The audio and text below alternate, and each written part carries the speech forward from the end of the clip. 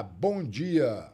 No ar agora, nesse momento, através da Rádio Eldorado 87.5, direção Zusa do Paracatuzinho e Alexandre Barros, e pelo canal do YouTube O Ativista Paracatu, ouça e assista agora o programa Pimenta Malagueta. Apresentação, Antônio Vieira, Tonhão, eu mesmo, oferecimento, Movimento Verde Paracatu, Coperfan e VIP Studio. Hoje o nosso bate-papo é a respeito da doença de Chagas e também, para quem não conhece, a respeito da logosofia. O que é a doença de Chagas? A doença de Chagas é a tripanossomíase americana, uma infecção parasitária grave causada pelo protozoário Trypanosoma cruzi e transmitida principalmente pelas fezes do inseto conhecido como barbeiro. Foi descoberta pelo médico sanitarista mineiro Carlos Chagas, que nasceu em Oliveira, em 1909, na cidade mineira de La Sância, onde ele descobriu a doença de Chagas. Bom, com relação à logosofia, é uma ciência humanista e um método de autoconhecimento criado em 1930 pelo pensador argentino Carlos Bernardo González Pecotti, conhecido pelo pseudônimo Raum Sol. Para falar a respeito desses temas, está conosco aqui agora, nesse momento, Danilo José Ulloa. Danilo José Ulloa é bioquímico de Paracatu, empresário em análises clínicas, sendo proprietário do Laboratório Santa Clara, formado pela UFMG. Conheceu a logosofia na faculdade e integra o corpo docente da Fundação Logosófica de Paracatu, sendo seu atual diretor. Bom dia, amigo Danilo, é um prazer imenso ter você conosco. Primeira pergunta, quem é Danilo Ulloa? Muito obrigado, feliz de estar aqui com vocês, aceitei o convite com muito afeto, né, de manter essa ligação com um programa que envolve aí ambiente, envolve cultura, envolve, né, de uma forma bem eclética. Filosofia. Logosofia, filosofia, isso que é importante. Acho que levar a cultura para as pessoas que se direcionam a querer entender um pouquinho mais sobre várias questões, eu acho isso muito importante. Valorizo demais. Bom, enfim, eu me defini. Sou daqui de Paracatu, historicamente, né? Nasci em 64 e peguei uma época muito boa de infância, adolescência. Eu digo que eu sou um adulto feliz porque tive uma infância e uma adolescência muito boa, sabe? Assim, com todas as limitações que qualquer jovem, né, do interior e morando em essas dificuldades todas que se apresentavam à cidade, a gente conseguia ter muitos amigos, muitos parentes, e ali a família é grande, né? Eu brinco que lá em Belo Horizonte eu falava com meus colegas que minha avó dava banho na gente de baciada. Vinha eu, Dadi, Ditão, ele dando banho numa água só para aquele tanto de reca de menino, né? E isso eu tenho uma saudade muito grande ali no rasgão do seu pai, ali naqueles rasgão de Vigílio, Alto Angola. Então eu tive uma infância muito boa. E ali veio a adolescência e sempre em Paracatu, né? E aí com 15 anos... Meu pai sempre teve essa proposta do estudo, sabe, segundo que você sabe muito bem disso, você morou fora. Conhece, o pai de Danilo é Rui Ulloa, né? Rui Ulloa. Filho do Adriles Ulloa. E nesse aspecto ele colocava os filhos embora daqui para Belo Horizonte para estudar, né? Fazer o segundo grau. Não que os colégios aqui não estavam preparados, mas para que desse uma vivência para os meninos e conhecer outros mundos, né? Era da particularidade do meu pai. Eu fui para Brasília. Meu irmão Cirano já estudava na UNB e deu essa oportunidade de morar lá com ele. Muito jovem já, e aí fui para Brasília, tentei o pré-vestibular e passei em Belo Horizonte. Fiz o curso de farmácia bioquímica no FMG, como você colocou. Aí fiz uma pós-graduação em Ouro Preto e lá eu sempre me virei lá. Você passou pelo Dom Bosco ali muitas vezes. Muitas vezes, 704 Norte. 704 Sul, né? Cachoeira do Campo. Não, Ouro Preto. Desculpa. Cachoeira não do me Campo, recordo. Dom Bosco, eu estudei 5 anos interno lá de colégio de Padre Salesiano. Interessante. Eu gostava muito de Ouro Preto, fiquei 2 anos e meio fazendo a pós-graduação. Aí hoje eu como você colocou, tem um laboratório nas clínicas, mas fui bioquímico, com muita honra, né? Prefeitura Municipal, concursado. E fui plantonista também muitos anos no Hospital Municipal, né? Dali a gente teve uma oportunidade de trabalhar com as endemias, através da Unidade de Vigilância em Saúde. Era a antiga Fundação Nacional de Saúde, que foi a antiga FUNASA, que foi a Sucana. Tem um histórico muito bonito aí que a gente pode falar, se eu der conta direitinho, lógico. Mas esse histórico me encantou muito ali, esses verdadeiros heróis que nós tínhamos aqui na cidade, no estado e na União, né? Então, eu acompanhei vários companheiros lá. A gente tinha um histórico também de Carlos Chagas, Oswaldo Cruz, né? Isso eu estudei na parasitologia, né? Então, o Carlos Chagas mesmo, ele faleceu, não me engano, com 55, 57 anos. 55 anos, Quem ele descobriu a primeira paciente dele morreu com 93. Ele viu que ela tinha um sinal de Romanã, era um roxo que dá no olho, após ser afetado por esse barbeiro contaminado, né? Um sinal de Romanã, que chama. Bom, estou falando como histórico, eu não sou médico, mas a gente conhece esses históricos, né? E daí ela sobreviveu.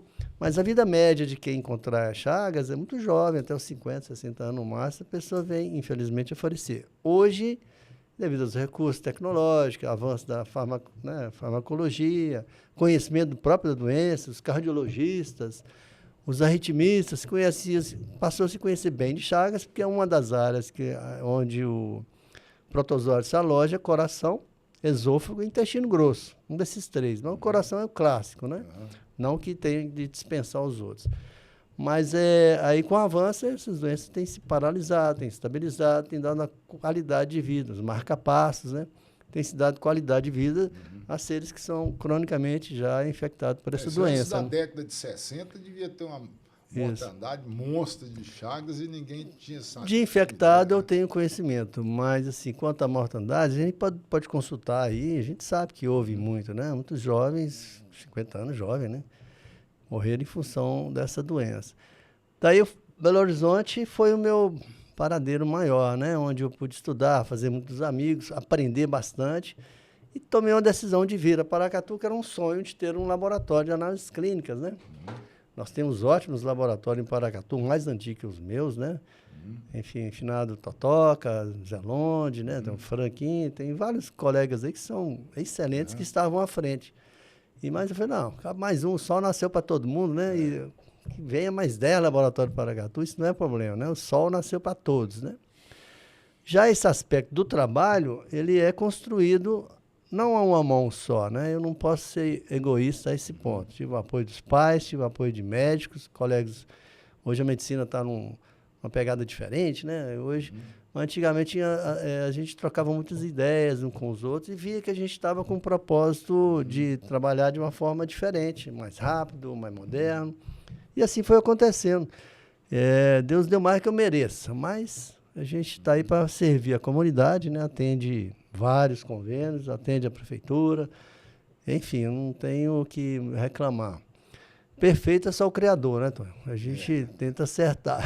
Ô, Danilo, mas vem aqui. Mas a pegada com a logosofia foi na faculdade que eu conheci. Só queria dar essa oportunidade da logosofia na sala de aula, com o professor de Química Analítica, sabe? Influência dele, né? Mas, ô, Danilo... Historicamente é isso, minha vida... Voltando aqui sobre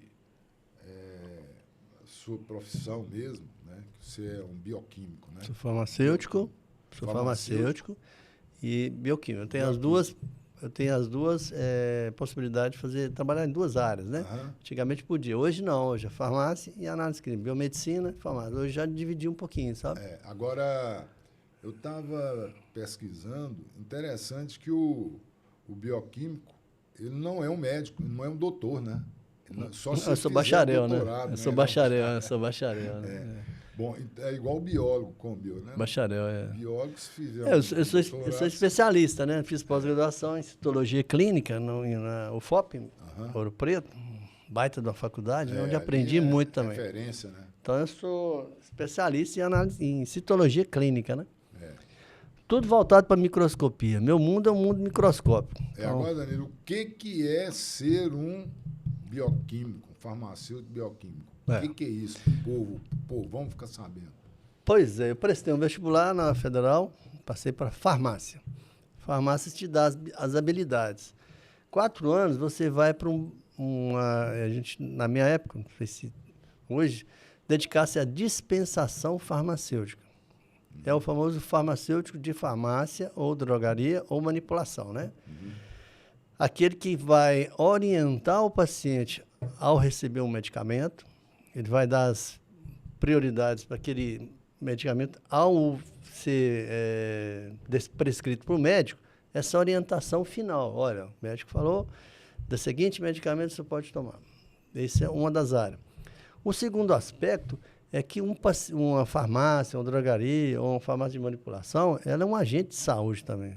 Pessoas que, por exemplo, por um acaso não chegou ao médico, ele pode chegar nesse profissional farmacêutico e ter a assistência necessária para dar as condições necessárias à sua saúde. Então, a farmácia clínica hoje tem pós-graduação a isso. Eu posso conversar com você com sintomas que você me apresentar e a gente dá uma direção. Salva uma vida, né? Orienta, tira a dor de alguém. O outro aspecto é você, produção na farmácia, controle de qualidade. É uma área de atuação muito interessante. Produção de medicamentos é outro. Bromatologia já é algo que não tem se falado muito. Indústria farmacêutica, indústria de alimentos, dedetizadoras precisam do farmacêutico para orientar a pessoa. Então, tem várias atuações onde farmacêutico, saúde pública, por que não, né? Farmácia hospitalar, toda hospital de grande porte, pequeno porte aqui, posto de saúde, tem um farmacêutico que é aquele que conhece da farmacologia, que conhece da apresentação medicamentosa, e ele orienta esse paciente e até mesmo no setor público, onde pode comprar, atuar, vender. Mas eu dediquei à análise clínica, que também é uma outra área. Então, eu fiquei 3 anos... Você falou antes da gente... Sou bioquímica analista. Você falou que quando você era criança, você tinha um microscópio pequeno, que você já era viciado em olhar o que ninguém vê. Deus criou o mundo microscópio, um mundo visível e um mundo macroscópico, né? O microscópio precisa dar lentes, e o macroscópio também, né? Então, eu estou nessa vibe aqui do microscópio. Bactérias, eu não vejo vírus, né? Mas eu vejo a situação que o vírus, a consequência do vírus. Mas eu vejo ali de protozoário, de vermes, de larvas, de cistos, dali para baixo, a gente vê bactérias em microscopia, né? Em microbiologia direta, a gente vê bactérias, enfim. É a área que eu mexo, né? Na procura de resultados para doenças, né, que são oferecidos. A gente pesquisa patógenos, tanto a causa como as consequências. Esse é o laboratório. Danilo, mas é interessante, né? A área é linda, muito bonita. É uma profissão muito interessante. Agora, Carlos Drummond de Andrade era farmacêutico. Né? E aí eu fico analisando o profissional comprometido. Há uns 20 dias atrás, eu estava em Aracaju. Aí fui lá numa feira, adquiri umas frutas típicas de lá, para trazer para Paracatu, para a gente fazer muda. Né? Cajá e outras sementes. Aí, quando eu cheguei no mercado, uma senhora que me atendeu olhou para mim e falou assim: moço, você viu como é que seu olho está vermelho? Eu não tinha visto, tinha observado, não estava sentindo nada, tudo normal nesse olho aqui. E eu tinha feito um exame de vista uns dias atrás aqui, e o oftalmologista falou comigo: você está com o olho muito seco, você tem que usar o colírio. E eu usando esse colírio para umedecer, né, e tal. Aí eu falei, eu estava com meu genro do meu lado, minha filha falou assim: vamos na farmácia ali. Vamos na farmácia, que tem uma farmácia em frente, vamos lá para ver o que o cara sugere. Cheguei lá, tinha um farmacêutico. Aí ele olhou, eu falei: se você não colírio, alguma coisa, ele falou comigo: eu acho bom o seguinte, você parece que você estourou um vaso sanguíneo, eu acho que você tem que procurar um oftalmologista. Eu não vou te dar nada, não vou te falar, vai atrás do oftalmologista. Ele me indicou onde tinha um hospital federal lá em Aracaju, próximo, né? Que atende Bahia, Sergipe, Alagoas, um hospital gigante. Eu cheguei lá pelo SUS, né? Fui atendido na hora. E você tem um cartão do SUS? Você tem esse cartão do SUS? Já tenho, já sou cliente do SUS há muito tempo. O SUS é muito bom, né? Aí essa menina que me atendeu lá, oftalmologista, falou comigo a mesma coisa que o médico aqui em Paracatu tinha falado comigo, oftalmologista, está com o olho ressecado, isso é algum vaso que estourou, daqui uns dias passa isso aí, pode ficar tranquilo que não tem problema. Então, o farmacêutico mostrou ética, por não ter me dado um colírio, porque ele tinha uma galera de colírio lá, né? Ele podia muito bem ter me arrumado. Normalmente tem corticóide associado com antibiótico, não é legal, vai usar antibiótico desnecessariamente. Pois é, aí, então ele te mostrando o compromisso de um profissional, um farmacêutico, porque a maioria do... Saiu dessa pegada de ganhar dinheiro da você e tal, né? É isso aí que a gente vê pelo mundo afora, né? Bom, então, só reforçando, eu não atendo farmácia. Eu poderia, mas eu só dediquei a análises clínicas, análise clínica, né? Só. Agora, Danilo, vamos falar aqui sobre a doença de Chagas. O que você tem de informações em termos de Brasil, certo, de Minas, de Paracatu? Como é que você está vendo isso?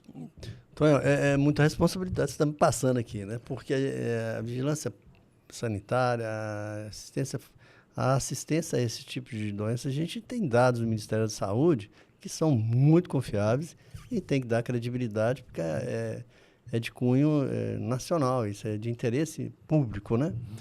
Da experiência que a gente teve em laboratório, em análises, era fundamental o papel do laboratório, porque a gente pesquisava os barbeiros, formato, tamanho, enfim, pesquisava ali as fezes dos barbeiros que eram capturados, que eram levados na unidade de vigilância de saúde, a gente analisava as fezes, onde a gente encontrava o tripanossoma na fezes dele. A princípio, na época, a gente oscilava muito dentro dos positivos e negativos, sabe? Tem a época, parece que tem uma sazonalidade, parece que a natureza trabalha sobre isso, né?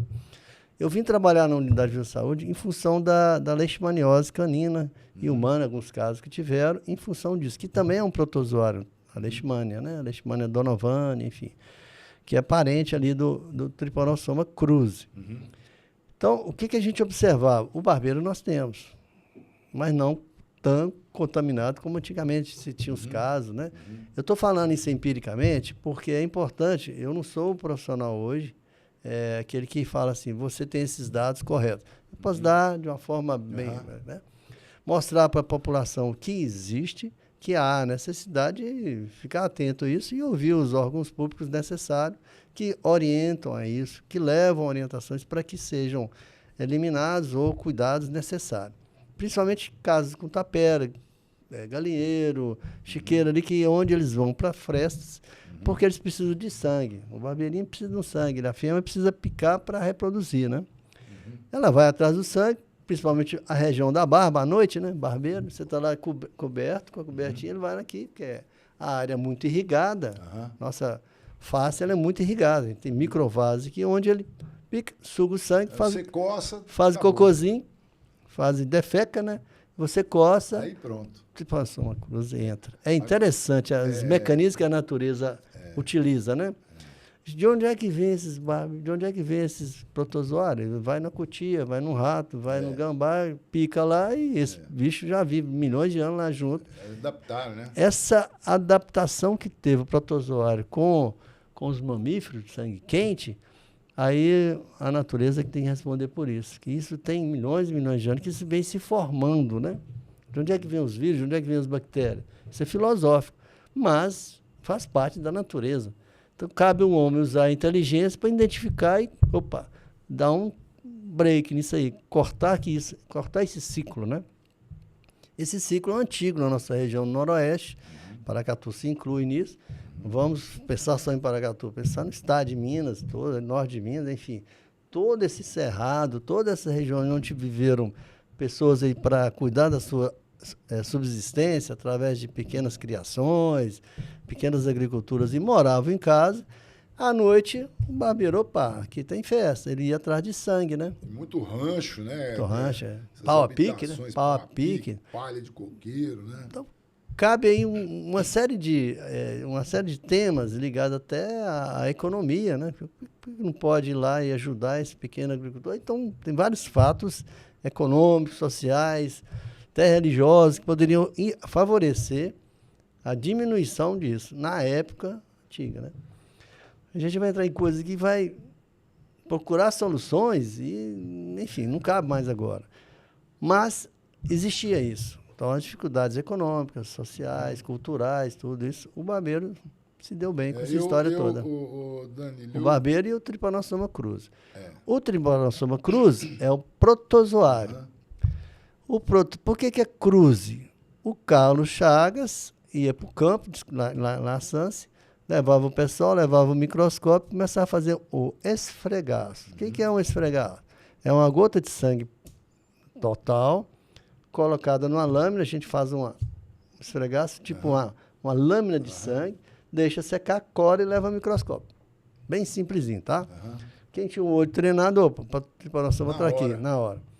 Como é que chama isso? Trypanosoma, foi associando o nome, ele tem uma ligação à morfologia, Cruzi, por causa de Oswaldo Cruz, foi o mestre sanitarista. de Carlos Cruzi é homenagem a Oswaldo Cruz. Oswaldo Cruz é mais velho que o... É do Butantan, né? Carlos Chagas. Grande sanitarista na época da febre amarela, febre espanhola, que não era gripe espanhola, né? Que era virose espanhola na época no Rio de Janeiro. Então, ele foi um dos grandes sanitaristas daquela época que orientou a defesa, mostrando ao povo as atitudes corretas a lidar com aquela pandemia em 1905, 1906, se não me engano. Mas, Danilo, nós vamos voltar nessa... Então, é uma homenagem ao Oswaldo Cruz, que é o Trypanosoma cruzi, o nome do protozoário. Carlos Chagas é o cara, o cientista, o médico. Chagas, homenagem a ele. Que descobriu uma Sanse aqui em Minas Gerais. Mas, Danilo, eu quero voltar com você. Sou especialista na história da parasitologia, não, mas é que eu guardo ainda e poderia dar uma estudada. Mas se procurar na internet, você acha nós bem... Nós vamos voltar nessa questão da doença de Chagas, mas eu queria aproveitar que você citou aí a questão da leishmaniose. Por que a leishmaniose nos humanos se trata e recupera? Que eu tenho notícia de pessoas que tinham que contraíram leishmaniose, curaram e estão normais hoje. E nos animais que são hospedeiros da leishmania, né? Eles não tratam esses animais e sacrificam. O que você acha que está por trás disso? Então, eu não querendo ser apertado e nem querendo tomar uma bandeira aqui de aspectos, a gente vai entrar em coisa muito grande, né? Muito grande e grandiosa. Por quê? O que eu entendi? O fato de ser a leishmaniose uma doença subtropical, tropical apenas, ela tem um número pequeno, mas grande para nós, de pessoas infectadas, né? Não é uma coisa assim de bilhões de pessoas, igual foi o Covid, né? Então, a gente fala em quantos milhões nessa faixa tropical. E isso não dá money, né? Então, é pouco estudado e tal. Quando chegar lá em cima, ou então nos países nórdicos, e chegar na Europa, isso for uma coisa de saúde pública, vai despertar interesse das grandes indústrias a produzir um medicamento e investigar. O meu pouco conhecimento, mas que era palpável, isso é uma questão filosófica, há de ter um interesse de produção em larga escala, né? Pode ser que tenha hoje, para desenvolver medicamentos e tudo mais a fundo. Não querendo cometer injustiça com ninguém aqui, é só uma posição minha, né? Não só no caso da leishmaniose, várias outras doenças poderia ter estudo, né? A gente não é uma humanidade, então a gente devia pensar em todo mundo, vários aspectos, né? Não só em Paracatu, no mundo inteiro. Talvez, se não houvesse doença, seria melhor. Mas tem a questão econômica aí de indústria farmacêutica, que cria esse pé no freio e tal, não dá dinheiro e tal. O ser humano, em primeiro lugar, ele acha que ele é o rei da cocada baiana e os outros seres... País terceiro mundo, vão dar um time nisso aí, enfim. Mas, porém, existe um medicamento, que é o glucantime, que é único para tratar o ser humano. Se eu for usar, dada uma característica do protozoário de adquirir resistência ao medicamento, então é necessário privilegiar o ser humano, claro. Então, não vou dar isso para o cachorro. Você está entendendo? Essa é a minha visão terapêutica, pequena que eu tenho, mas, assim, lógica dentro da minha lógica, né? Não vou assumir nenhuma responsabilidade com isso, né? Mas, assim, tem que se preservar o ser humano. Quanto à medicina veterinária, tiver dados suficientes para poder tratar e levar, por que não? Tratar os cães, em si, defendo, acho que tem que É E por o aí, poder né? que os veterinários Era por têm aí. não é do tamanho do poder que o médico tem, né? É, Para cobrar mas, isso, para assim, exigir. para todo lado tem que reservar os direitos dos animais também, ter direito à vida, Tem, né? Agora, Agora, assumir um compromisso com isso, tem toda uma política que você tem que adotar que seja para todos, né? Que seja, assim, em todos os defesa, seres vivos, né? todos os seres vivos, em defesa de aspectos que vão favorecer tanto a humanidade como criar um ambiente de harmonia, de equilíbrio, né? Então, isso por trás disso, não é querer jogar interesse contra interesse. Nessa conversa nossa não é para isso, né? Criar polêmica. Mas que se pudesse, seria o ideal. Mas eu penso que hoje não tem ainda medicações para isso e tal, que seja cabível. Talvez um veterinário responderia melhor do que eu. Ó, já tem medicamento e tal, enfim, linhas de tratamento Pode ser para que isso. algum dia a gente vai. O ser humano vai Agora, pensar a em todos os política seres. adotada no início, na época que a gente. Era a eliminação do animal que estava doente após vários testes, tá? Era feito 1, 2, 3 testes para assim. Ele tá, a pessoa autorizava e o cão tinha clinicamente favorável à eliminação. Você fizer uma autópsia do cão, o fígado estava enorme, o baço estava enorme, esse cão estava sofrendo, entendeu? Unha enorme, passando assim, extrema necessidade, do que eu vi, né? A gente tinha uma linha de laboratório, a gente testava os anticorpos ali, presentes nos cães, e a gente tinha um teste para o ser humano também. Como é que faz? Tem que arrumar uma linha de trabalho, tem que identificar que doença é essa. Clinicamente se oferecia, você chegava no laboratório, o paciente, o humano, né? Leucopenia, plaquetopenia, tudo baixo. E, enfim, todos os sintomas, parecidíssimo com a leucemia, a leishmaniose, mas tratar, ué. Então, a posição é muito assim. Então, no consenso, quando vem as orientações para nós, tanto do Ministério da Saúde, ou então da FUNED, que vinham as orientações para a gente, não era para eliminar cão, fazer coisas. Era dentro de um consenso, tinha várias reuniões para definir o melhor papel. Tanto no meu caso do laboratório, como do médico, do veterinário e da vigilância de saúde em geral, né? Não foi nada tomado assim, eu quero dessa. Não, é tudo muito consensual, né? Isso é uma problemática, né? Ô Dani, vamos voltar. Saúde pública é complexo, não é fácil para os gestores, não, né? Eu queria voltar com você aqui a respeito da doença de Chagas. Você conhece, e o povo de Paracatu conhece, meu sogro, que sou Ideu, que tem 101 anos, já está indo para 102. Na década de 60, ele trabalhava na antiga SEM, que virou SUCAM, que virou FUNASA. Ele coordenava o combate ao Malária. barbeiro, né? Malária na época, né? E ele usava o DDT. Usava esse DDT e o DDT você pulverizava uma casa ou um rancho, ele era residual, ficava ali impregnado naquela parede 1 ano. E eu tenho um posicionamento mesmo que ele tem. Ele diz o seguinte, que essa questão da proibição do DDT, porque eles dizem na época que proibido por causa de um problema ecológico, né? Veneno e tal. Mas ele acha o seguinte, que isso aí foram as multinacionais que pressionaram os laboratórios onde se produziu o DDT, porque o DDT não tinha patente, qualquer você podia produzir o DDT até no fundo do seu quintal. E proibiram o uso do DDT.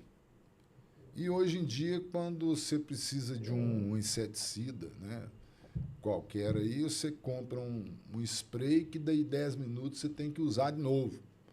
Então ele defende DDT? Ele defende DDT como eu defendo. Eu também, como biólogo, defendo o uso do DDT, porque do jeito que o mundo anda, a gente não pode acreditar em tudo. E como mineiro da gema que eu sou, a gente é desconfiado demais, né? Então, como que um produto que o senhor usava, ele ficava 1 ano numa residência ali, eliminando barbeiro e outros insetos, foi proibido, sendo que colocar no lugar dele esses sprays que estão para tudo quanto é banda, tudo laboratório multinacional, que você compra uma garrafa de 500 ml de um spray desse aí, bate ele ali, espanta a muriçoca, daí meia hora você já tem que usar de novo. Então, ele tem essa mesma posição minha. E ele conta pra gente que ele viajava lá para banda de Formoso, num jipe, cheio de DDT, ele dormia em cima do saco de DDT. Ele fala que quando ele chegava aqui na volta, 15 dias depois, que daqui em Formoso, 350 quilômetros de terra. Você imagina na década de 60. Hoje, para você de veículo comum, moderno, já é uma mão de obra, porque é longe para danar, as estradas complicadas, naquela época era de terra. Então, ele fala que ele chegava aqui, a hora que ele chegava na casa dele, Dona Luz, minha esposa dele, né? Minha sogra, falava que ele estava fedendo DDT, entendeu? Porque convivia ali naquele meio. Falava assim, eu estou aqui com 101 anos, estou de boa e não tive problema nenhum com DDT. Só não tomava água com DDT, mas o resto a gente Então, façamos justiça aqui também. As decisões são muito complexas. Né? Como é que faz? Matar mosquito na bala não tinha jeito, né? No fogo.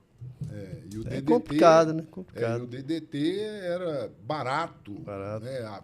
Fácil acesso. Eu convivi muito com o pessoal da antiga Sucan, lá na Unidade de Vigilância e Saúde. Aliás, foi uma alegria. Conheci muita gente interessante. Eu chamava de heróis, porque nas costas eles carregavam muita orientação, além de resolver muitos problemas ali locais, né? Que batia no local da casa. Né? Só para te falar, ele me conta que tinha um medicamento, né, que eles davam para o cidadão que estava, às vezes, contaminado, febre amarela. Ele falou cloroquina. Era cloroquina, era hidroxicloroquina, que veio da quina, né? Quina o povo usava. Ainda tem as aves aqui que eles usam chá entre cascos de quina para isso, né? Então, ele fala que ele saía daqui, um cidadão que eles detectaram que ele tinha problema de saúde, lá em Formoso, eles não deixavam comprimido na casa do cidadão, igual deixa hoje aqui, não. Hoje você vai no médico do SUS, ele te dá uma cartela de medicamentos, você toma 1, 2, 3 dias, depois esquece, joga fora, se perde lá. Ele me conta que naquela época, se o Danilo, lá de Formoso, precisasse de tomar o comprimido, ele saía daqui, ia lá em Formoso e botava dentro da boca do cara. Por exemplo, a gente tinha um teste lá na unidade de saúde da malária, né? Então, era terrível. Se desse positivo, esse paciente era vigiado diariamente. Isso foi até pouco tempo. E ainda é dessa forma, sabe? É um controle muito interessante isso aí. Que é necessário, então, né? E eles eram... Aquele pessoal, pelo que ele me conta da história dele, não era fácil não, meu amigo. Ia para essas roças, não dava... Dormia lá... Ele falava que escutava urro de onça nas fazendas que eles iam lá. Tem o Adélio, tem um histórico montado. Adélio é mais novo, né? Adélio tem um histórico montado, assim, um livro montadinho, sempre mandou, né? Trabalhou bem lá na Unidade de Vigilância e Saúde e tem isso tudo registrado, sabe? Na época lá, eu tive a oportunidade de colaborar um pouco tempo lá, direção, eu queria fazer um museu para eles no Museu de Paracatu. Aí ele tinha um uniforme, tinha um chapéu, tinha os utensílios, vários queriam doar, essa ideia ficou para o futuro. Pois é. Danilo, já que a gente está falando sobre essa questão de chagas e outras... Epidemias? Endemias, né? Nós temos o problema da dengue, que está aí, não se resolve, e a conclusão que eu tenho é o seguinte: quando eu fui secretário no governo de Almir, em 97 a 2000, eu encontrei, assim que eu cheguei na secretaria, eu encontrei um código de posturas de 1948. Era uma bíblia do saneamento. Na época, se não me engano, o prefeito daqui foi depois de Quintino Vargas, foi o segundo prefeito. E o presidente da Câmara era Raimundo Vargas. Esse código de posturas é de 1948. Quando foi em 2009, 60 anos depois, eles reformaram esse código sem ele praticamente nunca ter sido usado. No governo de Almir, quando eu deparei com esse código, eu fui ao pé da letra seguindo ele, que eu sentia preocupação com a questão sanitária. E esse código ele nasceu logo depois do falecimento de Carlos Chagas. Carlos Chagas parece que foi 37, 39, por aí, esse código de 48. Então, naquela época, eu acredito que todos os municípios que trabalharam, que produziram esse código de posturas, foi em cima do que Carlos Chagas levou para a sociedade, porque ele é um sanitarista de renome, ele e Oswaldo Cruz, né? Certo. E isso nós não temos mais sanitaristas no nível desses caras, tem mais. Aí pegaram o Código de Posturas, esse Código de Posturas, desfiguraram ele. Você pega esse Código de Posturas de 1948 e pega o atual de 2009, você não acha nada a ver um com o outro. Esqueceram a questão sanitária. E eu acho que isso aconteceu no Brasil inteiro, entendeu? Um código que foi deixado de lado sem nunca ter sido utilizado. Como eu sou da área de saúde, a gente é da ponta ali, eu sou da ponta. O cara chega com um pedido, o paciente chega com um pedido médico, ele chega com a dúvida, eu digo que laboratório é o braço direito do médico. O braço esquerdo é a imagem hoje, o médico ao centro, né? A gente formasse uma equipe, seria assim, os três pensando em prol do paciente. Salvar a vida, tirar ele dessa dor, né? Digamos assim, dessa dificuldade. Eu não vou me colocar numa posição, porque eu vou ser sincero, eu não conheço a fundo para falar do código. Mas quem chegou primeiro, o mosquito ou o homem? Quem estava aqui primeiro no cerrado, o mosquito ou o homem? Nós invadimos esse terreno, né? E por necessidades, várias, né? A demografia está aí para contar isso, né? A atividade demográfica é necessária. A gente tem que ir à procura de alimentos, à procura de melhores locais. A população cresceu, né? Então a gente invadiu esse terreno aí. E deve-se obedecer a esse código. Olha, a gente invadiu a natureza, a gente tem esses espaços, mas ele encontra ambiente favorável onde? Dentro das casas, né? Esse mecanismo, ele, igual você falou, ele não tem solução, porque é terrível você criar esse mecanismo. Já uma postura que eu entenderia seria estudos bem eficazes, mais a fundo, enfim, já tem se feito, já tem se constituído vacina para lutar contra o vírus, né? O vírus da dengue são 4 tipos, né? Ainda tem chikungunya, tem zika, malaio, enfim. É uma infinitude isso, né? Digamos, porque vírus está aí. A gente conhece alguns, mas tem milhões. Se eu pegar uma grama de terra ali e botar no meio de cultura, vai nascer coisas que inimaginável para o homem ainda, não é assim? Então, vem coisas da África, então, enfim. E a humanidade hoje está transitando muito. Se você pegar aí nesses Google Eixos da vida, voos, não sei o nome que fala, sabe? Mostra um aviãozinho, aquele trem trançando o mundo afora. Nós estamos muito interligados, né? A humanidade está interligada. Os códigos, as defesas sanitárias, todo esse aparato que existe, por exemplo, Paracatu tem, perfeito ou não, é necessário que se haja. Daí passa-se pelo poder público, crivo do poder público, leva a comunidade para uma futura atuação correta, né? Baseada em estudo, baseada em evidências, isso torna-se factível para a comunidade. Isso vem de cima para baixo, de uma forma baseada em estudos, baseada em referência, não é? Em congresso, né? Em ciência e tal, tem todo um aparato por trás. O que eu entendo, o que eu acho assim, fundamental dos processos que eu vivi esses ambientes que a gente convida a população, me fugiu a palavra, convida todo mundo, depois a gente corrige. Mutirões. Os mutirões. Desse ambiente de mutirão, eu entendi assim, o papel da comunidade é interessante. É muito fácil, desde que fala culpar terceiros, se eu não faço a minha parte, né? Quando eu te aponto a minha mão aqui, Tonhão, você não fez isso, só 3 dedos apontando para mim aqui, ó, mas ainda tem a solução. Então a gente tem que ter esse aspecto. Aí vem política educacional.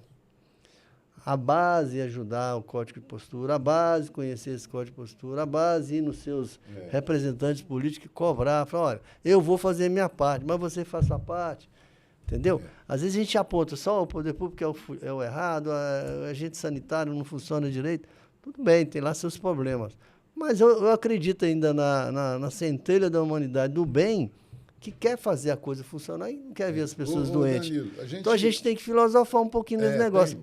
Mas assim, há muita coisa sendo feita, mas a parte da população, sem criminalizar, sem apontar dedo para a população, tem que ser feita. Eu acho que não pode extrair dessas coisas, não. Um pratinho. Na Malásia teve um trabalho lá, se não me engano, esse país, a Malásia, Tailândia, foi 15 minutos. Retire 15 minutos hoje do seu dia para fazer a limpeza. Na sua casa, no seu quintal e tal. 15 minutos. Diminui em quanto, Islândia? De dengue. Danilo, você trabalhou no governo de Almir, no laboratório. Na época foi só mais ligada à microscopia ali, análise. Você deve lembrar que... Nós atendíamos a população, não só do hospital, atendíamos a população externa, que fazia os exames lá, tá? Você lembra, você deve lembrar que de 97 a 2000, nós fizemos um trabalho pesado mutirões? De limpeza urbana, mutirões. Recordo, bacana, lembra? Era... Naquela época já era dengue? Eu não recordo. Era dengue. Né? Aqui teve... Primeiros casos de dengue, né? Doutor Edmar, depois teve Evani. Não teve dengue no governo de Almir em Paracatu.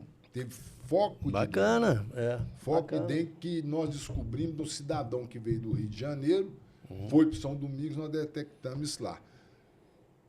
Esse trabalho de mutirões eu fiz em cima do que propunha o Código de Posturas. Na época a população era o quê? Uns 38 mil, 40 mil? 76 mil habitantes. Nós saímos do município. 2009? Não. 97 a 2000. Era 76 mil habitantes, porque eu lembro que quando eu trabalhei no licenciamento ambiental do AT Sanidade Paracatu, eu tinha esses dados. E lá para cá a população aumentou 20 mil habitantes. Então, tudo tem um começo, meio e fim. Né? Eu acho que o começo ali vocês tentaram e tal, mas é difícil combater. Pois mas deixa eu só te explicar. Aí, reservatório tinha, né? Eu procurei seguir o que estava no Código de Posturas. Nós fizemos um decreto de estado de calamidade. Os vereadores, tinha 15 vereadores, 14 contra o governo, batia 24 horas, porque a gente, além de trabalhar a questão educativa, a gente tinha fiscalização pesada. Entulho no meio da rua, lixo, material de construção no meio da rua, bueiro entupido. Eu lembro que Divino, da Vigilância Sanitária, ele fez um trabalho de desratização dos bueiros de Paracatu. Porque os ratos, quando a gente fala de leishmaniose, os ratos... Leptospirose. Rato é leptospirose. Não, o rato também, a leishmaniose, porque ele é roedor. Ele vai ser picado. Ele é roedor. Então, a leishmaniose nós temos. Eu também fiz um estudo profundo sobre leishmaniose. Porque biólogo está envolvido nisso aqui tudo. O que acontece? O principal hospedeiro da leishmania é o canídeo. Primeiro. Segundo, roedor. Terceiro, marsupial. Só que neles não acontece nada. Não acontece só nada. No canídeo. Só que tem um detalhe. Canídeo nós estamos cheios na cidade, que são os cachorros. Roedor tem rato para tudo quanto é banda. Por isso... Cotia. Por isso que Divino fez a desratização. E tem uns marsupiais que são gambá, por exemplo. O que acontece? Na zona rural, eles estão lá quietos, não tem nada. Isso está tudo... Quando não migra para a cidade, nós temos rato à vontade na cidade e tem muito cachorro. Advento da agricultura, eles... E outra coisa que eu fiz, eu entrei dentro de alguns bueiros e olhei a temperatura dos bueiros. Arrumei um termômetro próprio. Eu mesmo entrei dentro do bueiro, medi a temperatura e a umidade. O que acontece? A mesma temperatura e umidade dos bueiros é do ambiente desses animais na zona rural, que são as tocas de tatu. Né, procura se... Né? Então, eles procuram conforto, o mesmo ambiente das cidades. Agora nós temos a cidade, o quê? Bueiro para tudo quanto é banda, bueiro entupido, bueiro comatado, para tudo quanto é cidade do país afora, e rato, como eu estou te falando, rato, que é o roedor, e que faz o papel da cutia, do coelho, etc, etc, e os canidos, que é lobo, raposa, etc, etc, e cachorro. Né? Então, isso tudo tem que ser levado em conta. E eu aprendi isso através desse código de posturas. Ah, entendi. Já estava previsto dele. Então, fomos na mosca. Fizemos um decreto de calamidade, multirão para tudo quanto é banda. Em 30 dias nós demos uma geral na cidade, não tivemos problema de dengue. Né? Entendeu? O que eu acompanhei na unidade de saúde, lá com as multirões, foi positivo, tá? Assim, a gente vê esses aspectos reais, estatísticos. Até porque eu vivi a questão do laboratório, dados do laboratório, quantos testes de dengue positivo. A gente oferecia esses dados para a unidade lá própria, que a gente tinha os dados e era enviado para o Estado e para a União, né? Aí vinham as verbas e tal. Em propaganda, gastou muito dinheiro em propaganda, isso aí não é essa dúvida. Os resultados eram positivos. Isso que é eficaz no combate. O que se conhecia para isso e se conhece é eficaz, o dia D, vários aspectos, né? A gente tem que analisar outras coisas. A cidade cresceu, a cidade tomou um formato maior, a gente vê que, enfim, tanta de coisa extra dengue cresceu que favoreceu a ela, né? Isso é algo muito grande, não é um trabalho fácil, né? E não é uma realidade de Paracatu, isso é realidade nacional. Para tudo quanto é bom. De lá tem isso. Ô Danilo, nosso papo está muito, muito bacana aqui, eu acho que inclusive a gente tinha que estender, mas nós temos que bater um papo rápido também sobre logosofia. Certo. Né? Porque a logosofia, como eu disse aqui no começo, ela é uma ciência humanística, né? E um método de autoconhecimento criado em 1930. E você, hoje, é um diretor, porque não tem presidente, né? A Fundação Logosófica do Paracatu não tem presidência. Nenhuma tem. Tem um dos diretores que comanda a fundação, não é isso? Então, como é que funciona a Fundação Logosófica? O que é isso? Explica isso para o povo aí. A princípio, assim, eu estou aprendendo muito a conhecer a logosofia, dada a extensão que é a obra, né? A gente coloca a obra logosófica para a humanidade. Dois aspectos que eu vivo, que a ciência comum, a ciência humana, as ciências biológicas, né, a farmacêutica, me levou à análise clínica e eu sou um profissional dessa área, né? Tudo aquilo que a gente registrou aqui agora tem a ver com meus estudos, né? E era para o estudo externo, para eu me formar profissionalmente. Aquela condução que eu falei no início, os pais queriam que a gente pudesse colaborar com a comunidade com algo ligado à saúde, eu posso colaborar com a comunidade, tanto como funcionário público e como profissional liberal hoje em um laboratório particular. E a gente atende ao público. Então, esse lado externo, eu tive que ir a uma faculdade, tive que buscar uma ciência, essa ciência farmacêutica. Mas o mundo externo é tão grande, que a ciência farmacêutica me colocou frente a isso, como profissional, como homem, como pai que eu sou hoje, né? Mas existe um mundo tão grande também, que é o mundo interno, que é o mundo dos pensamentos, né? O mundo das ideias, o mundo dos sentimentos. Filosófico, né? O mundo logosófico, né? O filosófico, ele tem uma pegada para externo, né? A gente olha o mundo, faz perguntas e busca as respostas. Se eu tiver como lidar com essa resposta, eu ofereço para a humanidade essa resposta. O mundo logosófico vem daquelas perguntas: quem sou eu?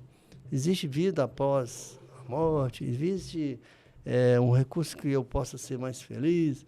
Então, o mundo logosófico é essa lupa para o mundo interno do Danilo, né? Quem é o Danilo que está lá abrigado por essa capa? O que eu tenho que fazer para ser um cara bom, para ajudar as pessoas? Para essa capa de carne que está em cima desse ser interno aqui. Porque se eu, por exemplo, desligar a minha mente, que é diferente de cérebro, não vai ter significado, né? Tem uma chavinha e desligou.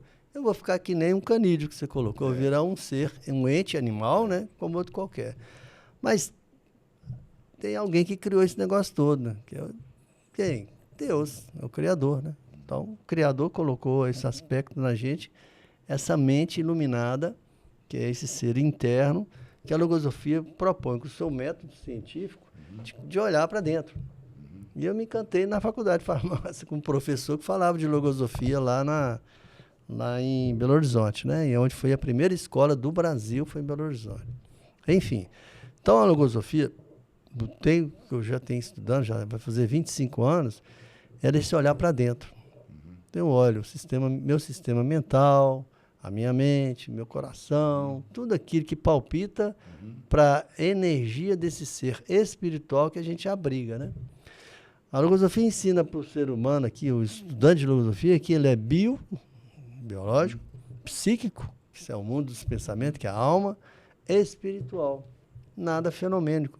Todos os nossos seres são abrigados de um espírito.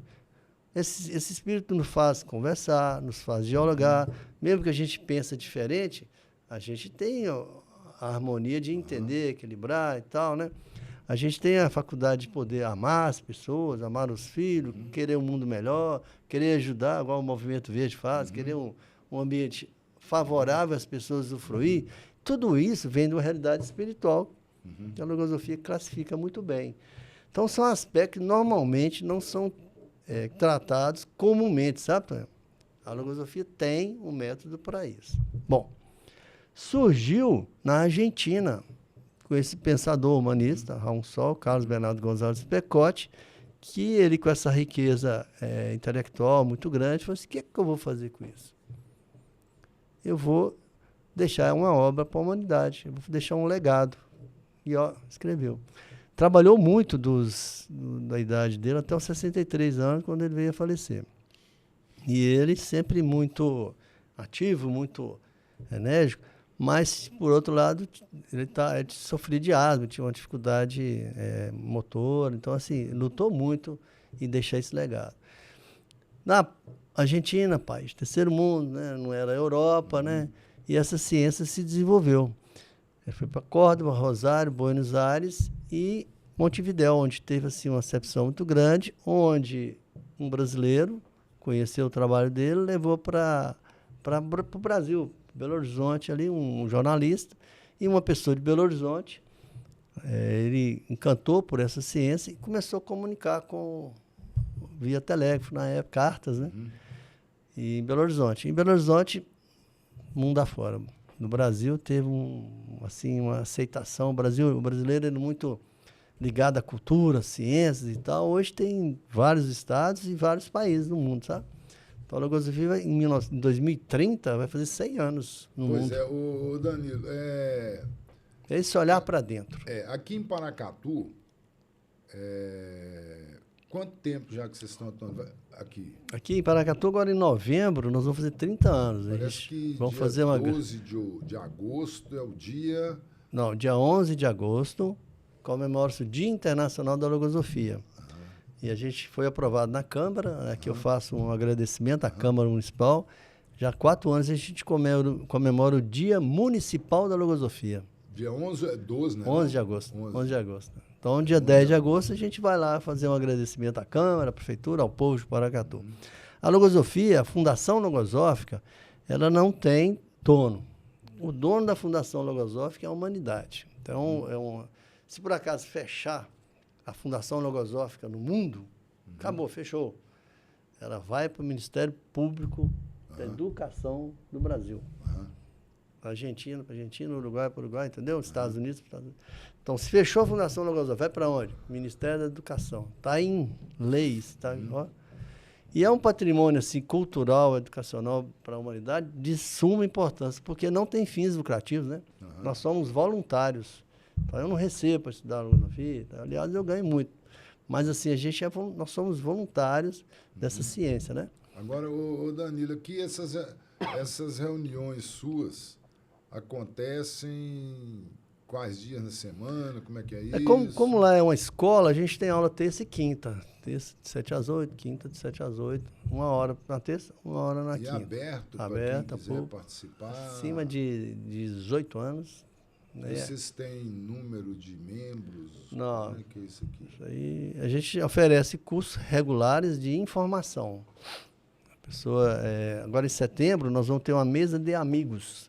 A gente vai abrir a população, convida a todos aberto às pessoas que quiserem conhecer. A gente apresenta os temas que a gente estuda e a pessoa faz aquele cotejo. Gostei, gostaria de continuar estudando, gratuito, mas tem muito daquele aspecto da pessoa gostar de ler, de estudar, de conhecer esses temas profundos para a humanidade, né? A gente estuda leis universais, a gente estuda sobre o conceito de Deus, de espírito, de alma, de trabalho, de amizade, de política. O que a gente veio fazer aqui, né? O que nós estamos fazendo nessa terra aí? Só existe a terra? Existe. Só existe a terra? Né?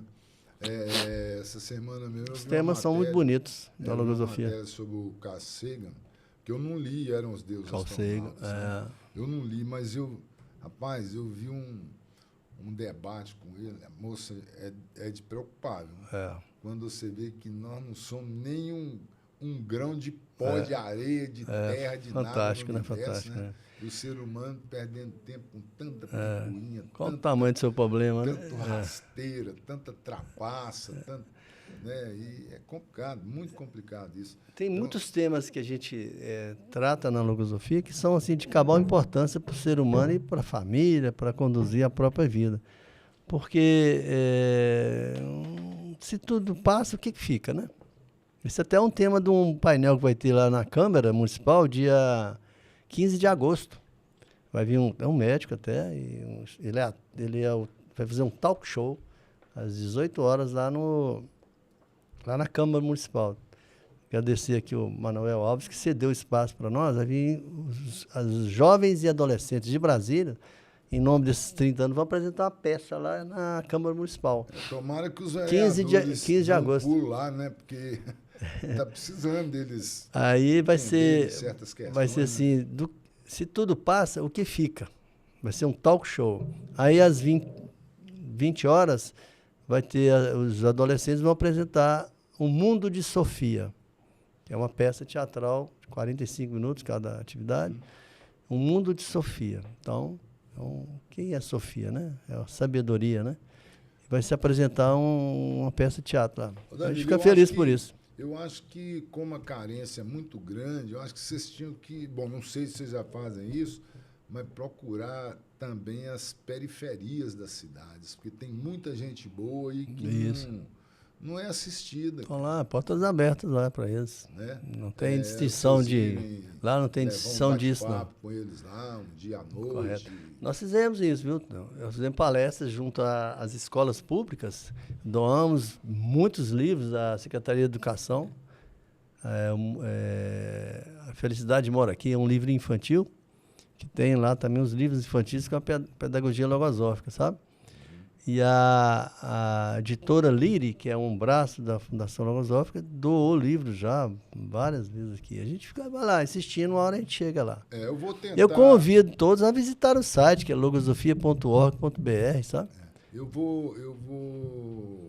Se você arrumar o local, a gente vai lá e dá palestra. Eu tenho muitas associações aqui, lideranças. É só chamar que a gente vai lá. E que se sentem desprestigiadas, sabe? Essas pessoas. Aí vou ver se eu consigo articular. De repente você põe 10 pessoas na comunidade lá e bate um papo. Lá na fundação nós temos um local bom para isso lá, ué.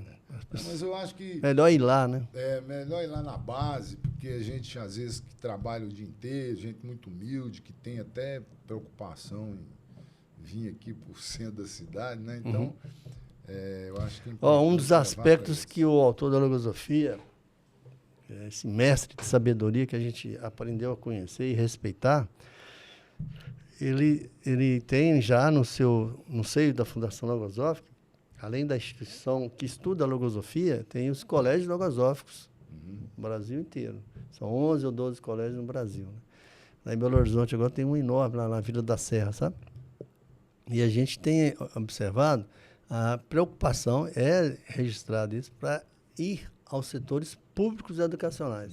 A logosofia não é para ficar só questão privada, é para atingir o setor público gratuitamente, sabe? A massa do povo porque tem a pedagogia logosófica que dá as bases para essa juventude de ser melhor do que elas mesmas, atingir, conhecer a si mesmo para procurar um mundo melhor, para si e para todos. Eu acho que falta muito o cidadão conhecer a si próprio para que ele seja um irradiador de coisas boas para a sociedade, para que ele tenha respeito, para que ele tenha credibilidade, né? Isso é importante, né?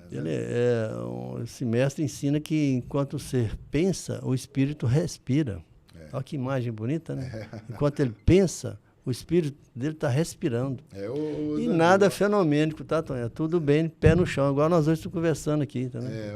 Danilo, o papo está muito bom, o tempo já passou. Há 4 anos. Como sempre, o nosso espaço é para levar informações para a sociedade, né? Verdadeiras, né? Verdade. É igual você viu ali, ó, momento verdade. É verdade, nosso negócio é esse, não tem trapaça, não tem mentira, não tem fake news, é o que é, né? E contribuir com a vida das pessoas da melhor maneira possível. Esse é o nosso papel, beleza? Eu quero te agradecer e deixo aqui para você mandar mais algum recado. Eu que agradeço. Adoro falar de logosofia, falar das minhas experiências, porque como nós falamos no início aqui, a ideia de vir falar do meu laboratório, de você, profissionalmente e tal, talvez ser um exemplo, né? Talvez. Da pessoa ver o histórico meu de estudo, de sair, lutar, porque não foi nada fácil, não caiu nada do céu. Esse tipo de milagre não existe. Milagre é a vida, né? Assim, a gente ser exemplo de sair, esforçar, lutar, passar no vestibular e conseguir as coisas com as próprias mãos, sem, né, muito benefício. Eu tenho que só agradecer aos meus pais ter me dado a vida, né? Deus me dado essa oportunidade. Mas esse esforço que cada um faz é bom, né? A gente vai longe com isso, né? E ser feliz por esse aspecto. Já a questão da Fundação Logosófica é sempre uma direção que a gente tem, né? A gente tem vários mestres nesse mundo. E esse mestre da sabedoria é interessante porque me deu uma linha real de condução para pensar melhor. O Danilo é o Danilo, mas eu tomo minhas decisões, né? Não me deixo levar. O método dele coloca para mim, para eu analisar internamente, criar condições da inteligência para pensar melhor, atuar melhor para o bem, né? Para o acerto, para ajudar a humanidade, né? Só para finalizar, a função do logósofo, que é o estudante de logosofia, é conhecer-se até a perfeição e ser um servidor da humanidade. Senão não cumpre. Então, Danilo, dias dessas reuniões... Terça e quinta. Terça e quinta, de 7 às 8 7 às 8 da noite pode ir lá. E a gente, o endereço, né? Bairro Córrego Coronel Lindolfo Garcia, né? Perto da Campo ali, 680. Pronto, tá dado o E o recado. site é www.logosofia.org.br. Pode fazer download, livro, tudo gratuito. O pessoal que quiser maiores informações, eu acho que o melhor meio de te encontrar é dar um pulinho no laboratório lá, Santa Clara, e procurar Danilo. Né? A gente é da cidade, então a gente conhece tá o por nome. lá, é mais fácil de encontrar por lá. Maravilha. Bom, Danilo, quero te agradecer muito. Muito esclarecedor, esses 2 temas esclarecedores, os 2 temas nossos. A gente falou sobre saúde, saneamento, né? Isso é muito importante. Falamos também sobre a logosofia, que é além da filosofia, que é cada um olhar para si próprio e procurar entender qual o seu objetivo na existência, né? No planeta. Mais 1 hora a gente fala tranquilo aqui. Pois é. Eu queria também agradecer o pessoal da Rádio Eldorado FM, através dos USA lá. Eu já fui lá uma vez, lá, né? Conversei com o Alexandre e com os USA. É uma rádio comunitária Cruzeiro. que tem fins lucrativos. É igual esse programa. Esse programa nós temos apoiadores institucionais, não tem apoio financeiro.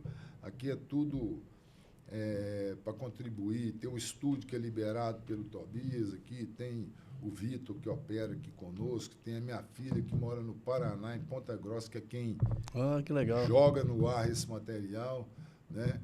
E dizer para a comunidade que hoje nós falamos sobre doença de Chagas, eu acho que foi muito esclarecedor, e também sobre a logosofia, né? Agradecimento de novo aqui para o Zuz e para o Alexandre, da Rádio Eldorado FM. Agradecimentos também para o Movimento Verde, né, que é parceiro institucional, que leva o nome do programa por aí afora. A Copefam, né, Cooperativa da Agricultura Familiar, o VIP Studio. E nossos agradecimentos especiais mais uma vez para você, Danilo. E no sábado que vem nós estaremos de novo às 9 da manhã, nesse mesmo horário, né, às 9 da manhã, apresentando mais uma edição do programa Pimenta Malagueta. Beleza? Grande abraço, até breve. Arara é um arco-íris, rara cor azul, anil. Ara aos ventos com seu verde folha, acende as matas com seu vermelho febril. A arara que poderia ser o símbolo do Brasil. Cor de ouro, cor de mel e cor de cobre, nobre aquarela sob uma tela, pátria das flores mil. Arara vem, arara